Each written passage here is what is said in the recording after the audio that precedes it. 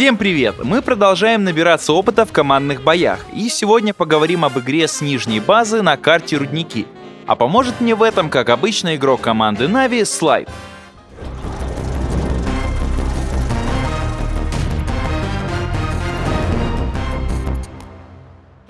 Тон на этой карте задают быстрые танки, а также танки с хорошими углами вертикальной наводки и крепкими башнями. С последними двумя показателями у нас не очень, зато в мобильности мы будем выигрывать у большинства команд. Ведь многие играют в 5 тяжей. С такого примера и начнем.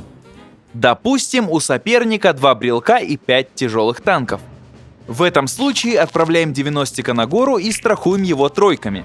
Исы сразу едут в F4 и сводятся в E5. Сотки пока не вылезают, но держатся поблизости. Т-1 ставим на остров Ваш-1 и под дом в F8. Ждем информации от нашего разведчика. 90-к подсвечивает несколько танков в центре, и тут, как правило, есть 3 варианта развития событий. Первый. Соперники стали в позиционку в районе D5. И вдруг в один из наших тяжей прилетает снаряд с острова. Значит, как минимум одна вражеская 8-ка на воде. Срочно рашим центр, ведь нас тут больше. Атакуем 5 на 4 и вуаля! Добить последнюю 8-ку уже не составит труда.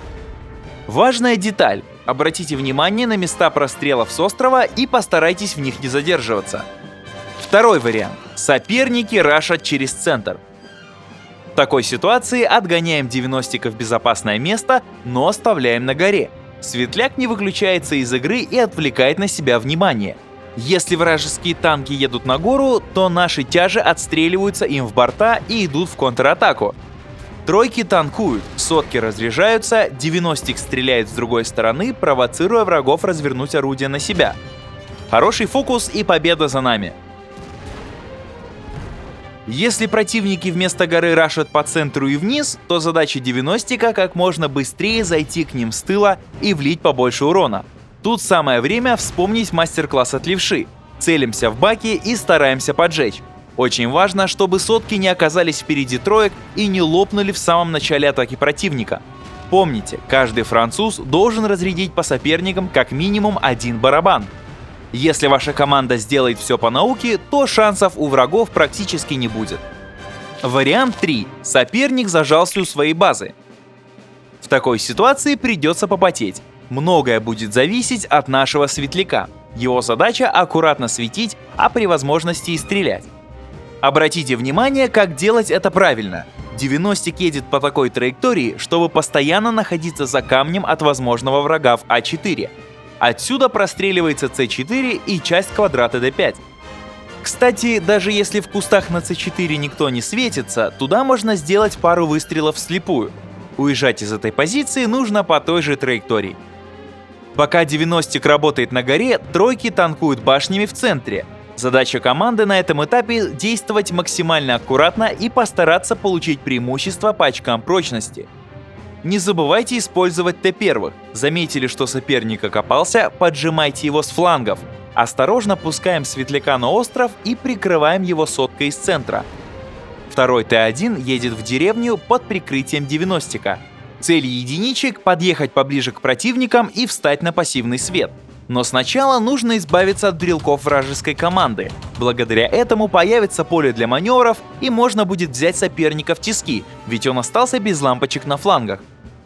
90-ком рентгеним врагов у горы, а сотками объезжаем по деревне. Держитесь правой стороны, чтобы не засветиться раньше времени. Ждем подходящий момент и разряжаем барабаны. Как только соперники переключили свое внимание на французов, давим тройками. Главное при этом не засветить сотки раньше времени и, как обычно, стрелять по фокусу. Но пускать танки через деревню — дело довольно рисковое. Надежнее атаковать всеми тяжами через центр. Впрочем, все зависит от конкретной ситуации в конкретном бою. Вот, например, 4 вражеских тяжа в D5, еще один за кустами в C4. По нему разряжается наш 90-к. В это время тройки осторожно танкуют башнями. Мы уже получили неплохое преимущество и можно сыграть попроще. Рашим по центру. Первыми идут исы, сотки сразу за ними. 90-к продолжает контролировать тяж в C4. Стремительная атака и бой выигран. Если у врага есть ПТ, играем в похожем стиле. Но здесь надо быть еще более осторожным. Один удачный выстрел ПТ может спутать нам все карты.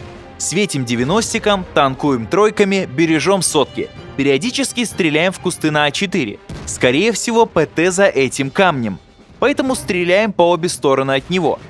Спешить тут некуда. Важно получить преимущество по очкам прочности. Без него провести успешную атаку будет сложно. Во всем остальном действуем аналогично предыдущим примерам. Расшатываем оборону, поджимаем с флангов тэшками, ждем подходящий момент и атакуем. А что делать, если вражеский состав не медленнее вашего? Вопрос довольно сложный. Если у соперника один быстрый танк, то побороться за гору можно. Но в большинстве случаев вражеский ЛТ будет там раньше нашего. Со второй базы просто заезд лучше. Тройками стараемся помочь 90-ку выстрелом из F4, а потом играем от центрального камня. Сотками прикрываем ИСов. В такой ситуации многое будет зависеть от личного мастерства танкистов. Универсального рецепта победы тут попросту нет. Другой вариант — поиграть от обороны. Он особенно хорош, если у соперника не один быстрый танк, а несколько. Ставим Т1 в куст на F8. Другой брелок едет под гору в G6. 90-ка отправляем на остров в H1. Одну из соток в К4, другую вместе с тройкой оставляем у базы. Еще один из 3 ставим в F5. Тэшки светят подъезд из деревни и гору. Одна из троек подсвечивает центр. 90-к контролирует остров, а в случае чего может пострелять и в Е5. Туда же сведена и одна из соток, другая на гору. Тройка из J7 в любой момент готова выстрелить в деревню. Главное тут не дремать и не крутить башней. Свелся в нужную точку и ждешь. Мы отдали более быстрому сопернику гору, но полностью контролируем поступы к своей базе. Наша задача — поймать противника на его ошибке. Один неосторожный выезд вражеского танка, и у нас уже на 1/8 больше. Довести такой бой до победы не составляет труда.